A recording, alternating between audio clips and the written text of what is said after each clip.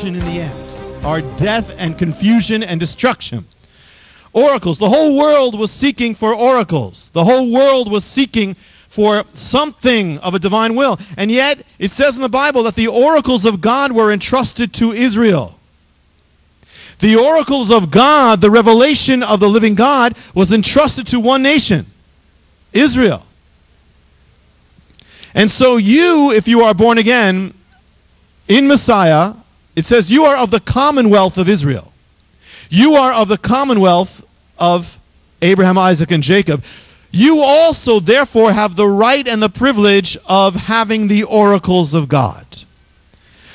I mean, the first thing, of course, of all revelation is the Bible. That is the oracles of God. But He also leads you with the Word throughout your life.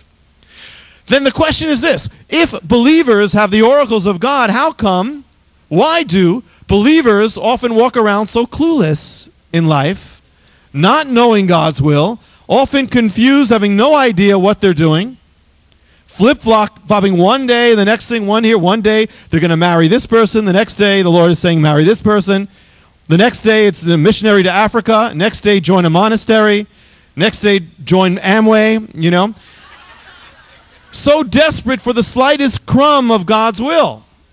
Coming to a service, looking for signs everywhere. The believers, look for signs everywhere. They look for signs in license plates. God is speaking to me through a license plate.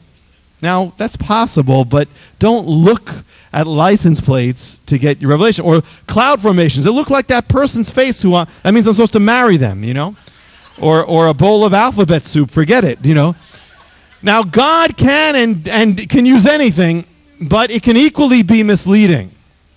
Such signs can confirm. Signs and wonders will follow. They don't primarily lead in the new covenant. They follow. Meaning they can confirm something, but it's not to be the primary way of receiving the oracle of God or God's will in your life.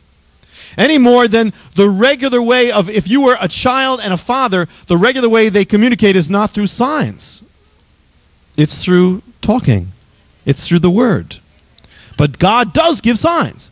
But that's not the primary way of revealing His will in your life.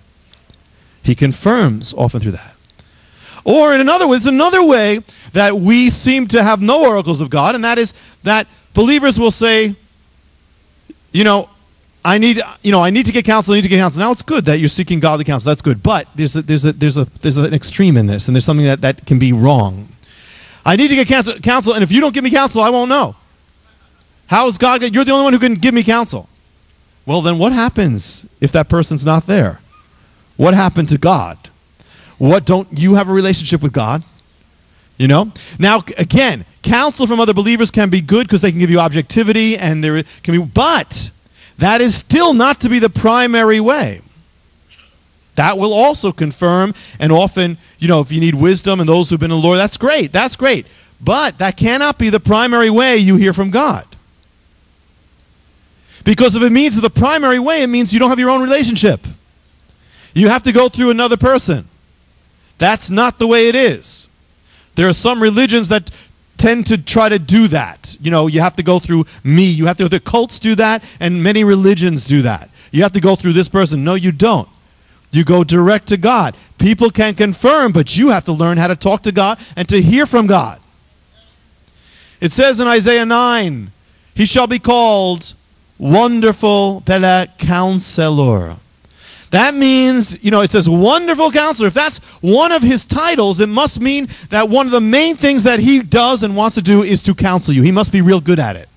Because that's one of His main titles. And it doesn't say good counsel, it says Wonderful Counselor. So the promise of God is that God will be your counselor. God will be your wonderful counselor. God promises to be your God. He says, the Lord is my shepherd. What does that mean? Well, a shepherd guides you. A shepherd guides and protects, but guides, leads first. There's a privilege of that. So there's a problem when we are so dependent on other things like signs and wonders or people to tell us God. It's one thing if you don't know God, if you're not born again. But if you're born again, it can keep you from growing in God. It can keep you from growing up in God.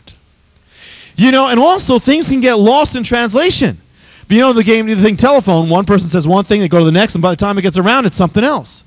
Well, you know, if you're depending on other people to tell you God's will for your life, you know, that can get lost in the translation. People are human and fallible, so you're just adding another human and fallible line.